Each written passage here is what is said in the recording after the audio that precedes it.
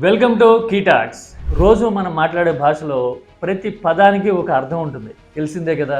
కానీ రాజకీయాల్లో కొందరు నాయకులు వాడే పదాలకు మాత్రం అసలు అర్థం కంటే కూడా దాని వెనక ఆంతర్యం వేరే రకంగా ఉంటుంది. ఊత పదం అంటారే, అంటే ఇదేనేమో అనిపిస్తుంది. వాళ్ళు పదే పదే ఇదే మాట వాడతారు, కానీ ప్రాక్టికాలిటీలోకి వచ్చేసరికి మాత్రం వాస్తవాలు మనకి వేరే రకంగా కనిపిస్తాయి. అమెరికా అధ్యక్షుడి దగ్గర నుంచి ఆంధ్ర, తెలంగాణ సీఎంల వరకు ఎవరి ఊత పదం ఏంటో, ఆ పదాల వెనక ఆంతర్యం ఏంటో మనం ఈ వీడియోలో చూద్దాం. దిస్ ఈజ్ కీటాక్స్.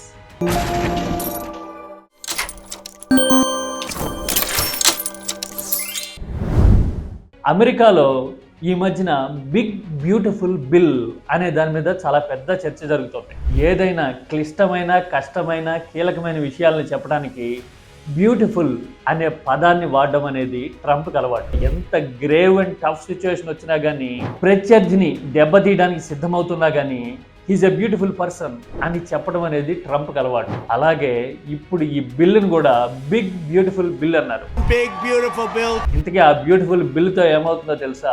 అమెరికాలో అత్యధిక ఆదాయం ఉన్న టాప్ 20% ఏడాదికి $16,000 మేర ప్రయోజనం కలుగుతుంటే, అత్యల్ప ఆదాయం వస్తున్న కుటుంబాలు, అంటే సంవత్సరానికి $18,000 కంటే తక్కువ ఉన్న కుటుంబాల మీద $1,600 కంటే ఎక్కువ భారం పడుతూ ఉందట. అంటే ధనవంతులు మరింత ధనవంతులు అవడానికి, పేదల మీద మరింత భారం పడడానికి కారణమవుతున్న బిల్లుని ట్రంప్ సరదాగా బిగ్ బ్యూటిఫుల్ బిల్ అంటూ ఉన్నారు. పైగా ఈ బిల్లులో ఫుడ్ అండ్ హెల్త్ సెక్యూరిటీస్ కి ఖర్చు పెట్టే సొమ్ముల్లో కూడా ట్రంప్ భారీగా కోత పెట్టారు. అంటే పైకి వాడే పదం వేరు, లోపల జరిగే యథార్థం వేరు అన్నట్టుగా ఉంటుంది ట్రంప్ వ్యవహార శైలి. ఇక ఏపీలో సీఎం చంద్రబాబు ఒక్క నిమిషం మాట్లాడారంటే అందులో అభివృద్ధి అనే పదం కీవర్డ్గా ఉంటుంది. కనీసం 3-4 సార్లు వచ్చి తీరుతుంది. కానీ ఆయన పరిపాలనా కాలం చూస్తే 95 నుంచి 2004 వరకు అభివృద్ధిలో ఏపీ అంతంత మాత్రంగా ఉండటము, సగటున 5-6% మాత్రమే గ్రోత్ రేట్ ఉండడం కనపడుతుంది. అలాగే 2014 నుంచి 19 వరకు కేంద్రంలో కూడా అధికారంలో భాగస్వామిగా ఉన్నా కూడా పోలవరం లాంటి ప్రాజెక్టులు పూర్తి కాకపోవడము, రాజధాని విషయంలో ఏ క్లారిటీ రాకపోవడము, అలాగే ప్రత్యేక హోదా లాంటివి కూడా ఏమైపోయాయో తెలియకపోవడం కనబడుతుంది. కానీ చంద్రబాబు మాత్రం అభివృద్ధి అనే పదాన్ని పదే పదే వాడుతూ ఉంటారు. ఎందుకంటే అది ఆయన ఊత పదం.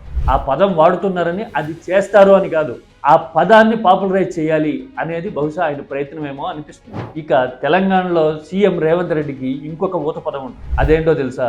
గుడ్డలోడు తీసి పరిగెత్తిస్తా అనేది. ఆయన ప్రత్యర్థిని తిట్టేటప్పుడు ఖచ్చితంగా ఈ పదం ఉండి తీరాల్సిందే, లేకపోతే ఆ కంప్లీట్నెస్ రాదు. ఇక నేషనల్ లెవెల్లో రాహుల్ గాంధీ కూడా ఇస్కే ఖిలాఫ్ హమ్ లడేంగే అనే ఎక్స్ప్రెషన్ ప్రతిసారి వాడుతుంటారు.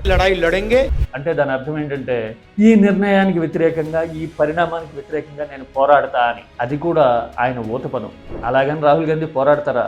ఎప్పుడు పోరాడరు. పిలుపునిచ్చి ఆందోళన చేయమని చెప్పి ఆయన యూరప్కో అమెరికాకో వెకేషన్కి వెళ్తూ ఉంటారు. ఇక్కడ కాంగ్రెస్ వాళ్ళు చేతనైనంత హంగామా చేయడం మాత్రమే కనపడుతుంది. అంటే రాజకీయాల్లో ఊత పదం ఉండడం వేరు, వాస్తవం వేరు అని ఇలాంటివి చూస్తే అర్థమవుతుంది. This is కీటాక్స్.